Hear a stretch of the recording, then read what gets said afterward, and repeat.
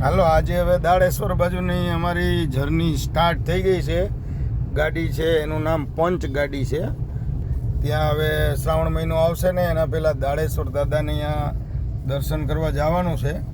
અમે બે મિત્રો અત્યારે જર્નીમાં નીકળ્યા છીએ. અહીંયા અમારા મિત્ર જે છે એ તમને દેખાઈ રહ્યા છે. મોટી દાઢી છે, મહારાણા પ્રતાપ જેવી લાગે છે, અને મોટી મૂછું છે, અને માથે કાળી ટોપી પહેરી છે. અને એ એજી ઓફિસમાં ક્લાસ 1-2ના પ્રેસિડેન્ટમાં 40 વર્ષ વ્યક્તિએ કાઢ્યા. અને એનું નામ છે બલભદ્રસિંહ ચુડાસમા.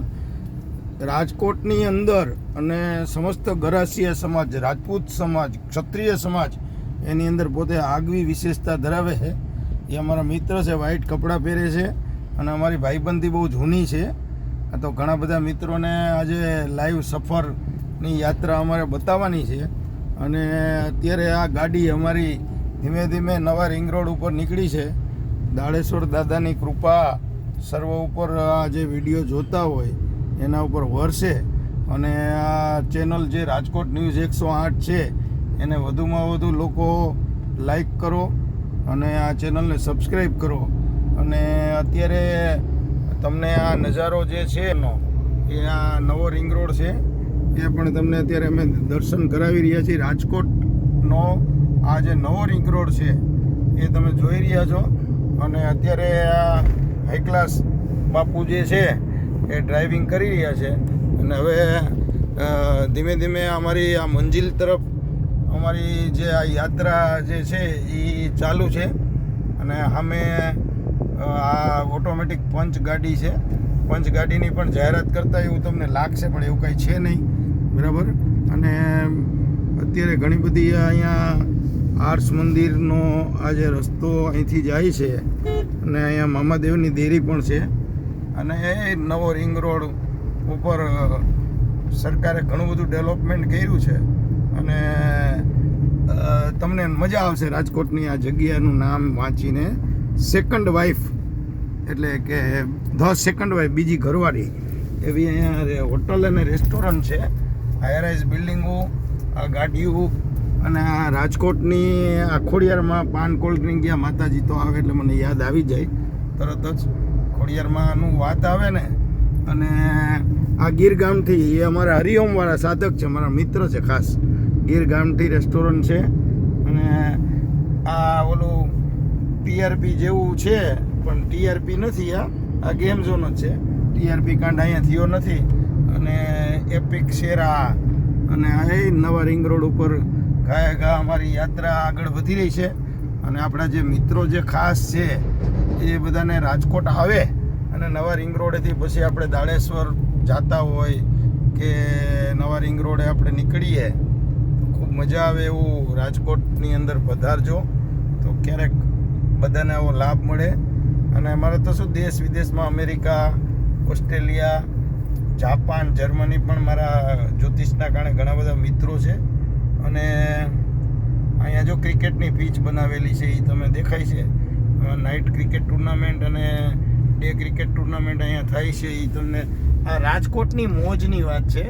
અમારે રાજકોટની મોજ કેવી છે, અમારા બાપુ પણ બહુ મોજીલા માણસ છે. બાપુ, આપણે આ નક્કી અચાનક કર્યું નહીં, સડન? આજે ગુરુ પૂર્ણિમાનો શુભ દિવસ છે. હા. અને રાજકોટ ગોંડલ હાઈવે ઉપર રીબડાથી 7 કિલોમીટર અંદર ઐતિહાસિક દાડેશ્વર મહાદેવનું મંદિર આવેલું છે, નદી કાંઠે રળિયામણી જગ્યા ઉપર. અને શ્રાવણ મહિનો આખો ત્યાં મેળાનો મોટો ઉત્સવ થાય છે, અને હજારોની સંખ્યામાં ત્યાં ભક્તો બધા દર્શનનો લાભ લે છે. અને આ ઐતિહાસિક મંદિર છે એ રા ચુડાસમા પરિવારના ઈષ્ટદેવ છે. અને એમના મેરેજ પછી છેડાછેડી પણ અહીં છોડવામાં આવે છે. બાળકોના મુંડન વિધિ પણ અહીં કરે છે. હવે બાપુએ આપણને વાત કરી, અને આપણે ટોયોટાનો શોરૂમ પણ આપણે નિહાળીએ કે કોઈને નવી ગાડી છોડાવી હોય તો પાછા અહીંયા આવો. અને અત્યારે હાઈ ક્લાસ તમને અમારી સફરની મોજ તમે માણી રહ્યા છો, અને ખૂબ આનંદ આવે.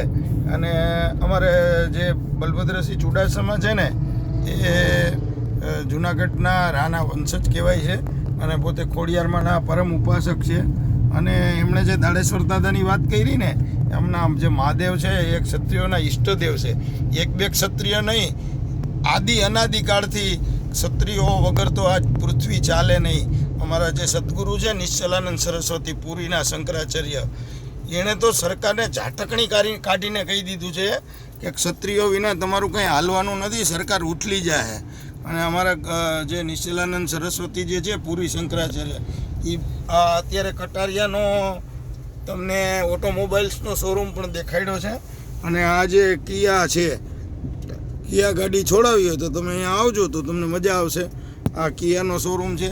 તો નિશ્ચલાનંદ સરસ્વતીએ કીધું ક્ષત્રિયોને તમે બાકાત કરી અને ક્ષત્રિયો વિરોધની જે તમે જે ધંધો ચાલુ કર્યો હતો, અને ક્ષત્રિયોને તો અળગા તમે કરી જ ના શકો, બરાબર ને? એટલે આ એકવા તમે નજારો જોઈ રહ્યા છો. એકવા બહુ જ જોરદાર છે જગ્યા. અને આ નવા રિંગ રોડનું ફાસ્ટ ડેવલપમેન્ટ, એકવાના શોરૂમ ઘણા બધા બની રહ્યા છે. અને તમે જુઓ તો આ રિંગ રોડ સીધો હમણાં બાપુએ કીધું એમ રીબડાથી દાડેશ્વર દાદાના દર્શન કરવા જાય, અને ભગવાન ભોળાનાથ વિના તો જગતમાં કાંઈ હાલે નહીં.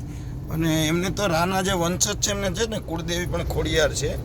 તો મેં તમને ગઈકાલે આજના છાપામાં પણ આવશે, 7 જે બહેનું હતી ખોડિયારમાં, ચોથા નંબરના બેન હતા, સૌથી મોટા આવડ હતા, બીજા નંબરે તોગડ હતા, ત્રીજા નંબરે જોગડ હતા, જે ખોડિયારથી 1 નંબર મોટા જોગડ માતાજી, ભાઈ ખોડિયાર માતાજી, પછી વીજબાઈ માતાજી, હોલબાઈ માતાજી અને ચાચબાઈ માતાજી. આનું હું તમને ટૂંક સમયમાં એનો પણ વિગત આપીશ. એ અમારા બાપુના કારણે મને પ્રેરણા મળી. તો માતાજીની પરફેક્ટ હેપી બર્થડે કહી શકાય માતાજીને, કારણ કે હવેની પેઢીને તો શું આ તિથિમાં બહુ રસ જ નહીં હોય. 20 વર્ષ પછી તો પંચાંગને તિથિ હું એ છોકરા ભૂલી જવાના છે. તો પણ આપણે માતાજીના જે સંસ્મરણો ચાલુ રહીએ એટલા માટે સાથે કુળદેવીનું હેડલાઇન છાપું અત્યારે પબ્લિશ કરવાનું છે. અને જે લોકોને લાભ લેવો હોય લેજો. બીજું શું, એમના કુળદેવી છે ખોડિયાર માતાજી, અને ખોડિયાર માતાજીનું પણ અહીં દેવચડીની આપણે વાત કરશે. એને એમના વંશજ છે, એને પેઢી દર પેઢીથી માતાજીની પૂજા કરતા હોય. ખોડિયારમાંનું દેવચડી વિશે વાત કરો બાપુ. ગોંડલથી 10 કિલોમીટર અંદર અમારું દેવચડી ગામ છે, જે ભાદર નદીના કાંઠે આવેલું છે. ત્યાં રળિયામણી જગ્યામાં માં ખોડિયાર લીમડા નીચે લગભગ 700 વર્ષથી એમનું સ્થાનક હતું. ત્યાં મેં શિખરબંધ મંદિર બનાવ્યું છે અને એક ટ્રસ્ટ બનાવ્યું છે, જ્યાં ખોડિયાર માનું ક્ષેત્ર ગૌશાળા ચેરિટેબલ ટ્રસ્ટ. અને બહુ લાગણીવાળી એકદમ મૂર્તિ છે. અને બધા રા પરિવારના અને એ સિવાય બીજી જ્ઞાતિના બધા આજુબાજુના લેવા પટેલ બધા ખૂબ દર્શને આવે છે અને માતાજીનો લાભ લે છે. આપણે મનોકામના પૂર્ણ થાય છે બધાની. આપણે બધા જાણીએ જ છીએ ખોડિયારમાં છે ને 18 વરણમાં પૂજાતા માતાજી છે. અને લેવા પટેલના તો હવે તો એમણે કુળદેવી તરીકે સ્વીકારી લીધા છે. અને કાગવડની અંદર જેમ માતાજીની મૂર્તિ કરુણામય છે, એવી જ માની મૂર્તિ દેવચડીમાં છે. અને બાપુ ખૂબ ધાર્મિક પરિવારમાંથી છે, પરિવાર પણ ખૂબ સુખી છે. અને એમની દીકરી અમેરિકા છે, બીજી દીકરી પણ ખૂબ સુખી પરિવારમાં છે. અને આ બધી એને માતાજીને દેવતાઓની કૃપા છે, ભોળાનાથની કૃપા છે, તો સુખી જ હોય ને. એટલે આપણે સનાતનનું મહત્ત્વ છે. અને ક્ષત્રિયો પણ વંદનીય છે. તો ક્ષત્રિયોની દોસ્તી રાખવી, સમજ્યા? બધે મજા આવશે થોડીક. અને રાજાઓ રજવાડાઓ હતા તેથી જ આપણી ધુરા ટકી રહી છે. અને રાજાઓએ આપણા દેશની રક્ષાની અંદર અને આપણને પ્રજાને સાચવવામાં પણ સદીઓ સુધી આપણે મદદ કરી છે. રાજાઓ બહુ માયાળુ સ્વભાવના હોય છે. હજુ પણ ઘણા બધા ક્ષત્રિયો છે. અને આ રીતે ક્ષત્રિયોની યારે મિત્રતા રાખવી. અને બધા સમાજ સારા જ છે. અમે ભલે પત્રકારની ચેનલ ચલાવીએ, અમે તો બધા સમાજ હારે ક્ષમતા છે. અને આ તમે ગ્રાન્ડ પેલેસ તમે જોઈ લો, કેટલું બધું મસ્ત રાજકોટનો નજારો છે. Thank you very much friends.